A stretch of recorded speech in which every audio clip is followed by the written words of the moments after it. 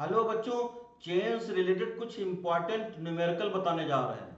Question number 1, a uniform chain mass capital M and length capital L overhang a table with its 2/3 part on the table. Find the work done to be done by a person to put the hanging part back on the table. तो ये chain है, total length इसका L है।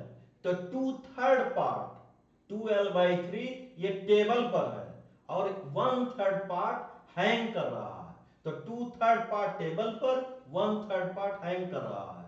और यहां से ये इसको जो हैंग कर रहा है पार्ट l/3 पार्ट, इसको टेबल तक उठाकर रखने में टोटल वर्क डन फाइंड करना है। तो इसको सपोज एक हमने पीस ले लिया और उसका लेंथ ये छोटे छोटे पार्टिकल से मिलकर के बना होता है। एक पार्टिकल उसका थिकनेस हमने dx ले लिया और यहां से और x डिस्टेंस है, तो उसकी पोटेंशियल एनर्जी निकालते हैं। तो L लेंथ में चेन का कितना मास होगा? Capital M। यूनिट लेंथ में कितना मास होगा?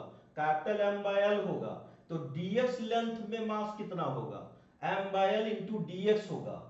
अब ये फॉर्मूला यूज कर लेंगे, W external equal to change in potential energy plus change in kinetic energy plus change in potential energy. तो ये काइनेटिक एनर्जी ये मोशन नहीं कर रहा है, तो इनिशियल काइनेटिक एनर्जी जीरो होगा और ये उसको उठाकर रख दिया गया, तो फाइनल काइनेटिक एनर्जी भी जीरो होगा। तो change in kinetic energy zero होगा। अब चेंज इन पोटेंशियल एनर्जी निकालना है एक्सटर्नल वर्क डन के लिए। तो potential energy equal to final potential energy minus initial potential energy. तो पहले जो पार्ट dx लेंथ का पार्ट था, तो उसका पोटेंशियल एनर्जी निकालेंगे। तो ये initial equal to l/3 to 0, तो minus m/l dx into gx हो जाएगा। रीजन है कि ये नीचे की तरफ हैंग कर रहा है और रिफरेंस लाइन ये है, तो उसके नीचे वाला पार्ट वो नेगेटिव हो जाएगा। तो माइनस m gh होता है, तो minus m/l dx into g into x हो जाएगा। तो ये हो जाएगा माइनस m/l g, ये बाहर हो जाएगा। तो l/3 टू 0 x dx हो जाएगा और इंटीग्रेट करेंगे x को, तो x²/2 हो जाएगा। l/3 टू 0, तो ये हो जाएगा minus m/l g 1/2, 0 minus l²/9 हो जाएगा।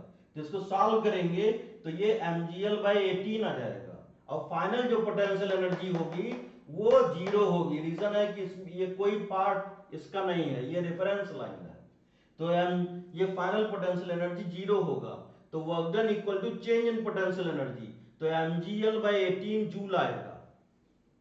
नेक्स्ट क्वेश्चन है, दूसरा question, calculate the gravitational potential energy of rod in the following figure. एक रॉड है और ये रेफरेंस लाइन है। तो इस रॉड का लेंथ कैपिटल L है, इसका मास m है और इसका पोटेंशियल एनर्जी निकालना है। तो L लेंथ में कितना मास है? कैपिटल M मास है। तो यूनिट लेंथ में कितना मास होगा? कैपिटल M/L होगा। तो ये छोटा सा पार्ट ले लिया dx और यहां से x लेंथ पर है, तो dx लेंथ का मास कितना होगा? m/l इंटू dx हो जाएगा। तो उस पार्ट की पोटेंशियल एनर्जी, dx जो पार्ट है उसका पोटेंशियल एनर्जी क्या होगा? तो पोटेंशियल एनर्जी होता है mgh, m/l dx into g into x हो जाएगा।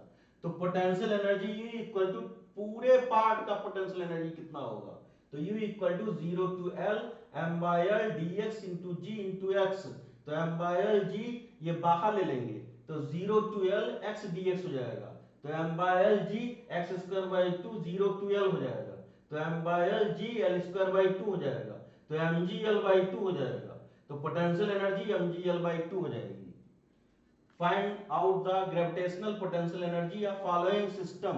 एक सिस्टम है, ये एक रॉड है, उसका लेंथ L है, मास स्मॉल m है और एक चेन हैंग कर रहा है, इसका लेंथ L है, मास 2m है।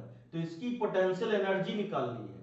तो पोटेंशियल एनर्जी क्या हो जाएगा? ये रेफरेंस लाइन है, तो ये रेफरेंस लाइन है, यहां पोटेंशियल एनर्जी जीरो होगा और ये डाउनवर्ड डायरेक्शन में लेंथ है, तो ये नेगेटिव हो जाएगा। तो U इक्वल टू इस रॉड का पोटेंशियल एनर्जी कितना होगा? तो इसका सेंटर ऑफ मास कहीं बीच में लाई करेगा और यहां से l/2 डिस्टेंस पर लाई करेगा। तो m मास है, l/2 डिस्टेंस है, इसकी पोटेंशियल एनर्जी हो जाएगी माइनस mgl/2 और इसका पोटेंशियल एनर्जी कितना होगा, इसका सेंटर ऑफ मास सेंटर पे लाई करेगा इसके, तो ये 2m हो जाएगा, और यहां से जो डिस्टेंस होगा ये l/2 होगा, तो ये टोटल डिस्टेंस रेफरेंस लाइन से हो जाएगा 3l/2, तो ये हो जाएगा mg l/2 plus 2mg into 3l/2, 2 cancel हो जाएगा, तो 3 ये हो जाएगा 3mgl हो जाएगा, तो ये टोटल हो जाएगा -7mgl/2 हो जाएगा।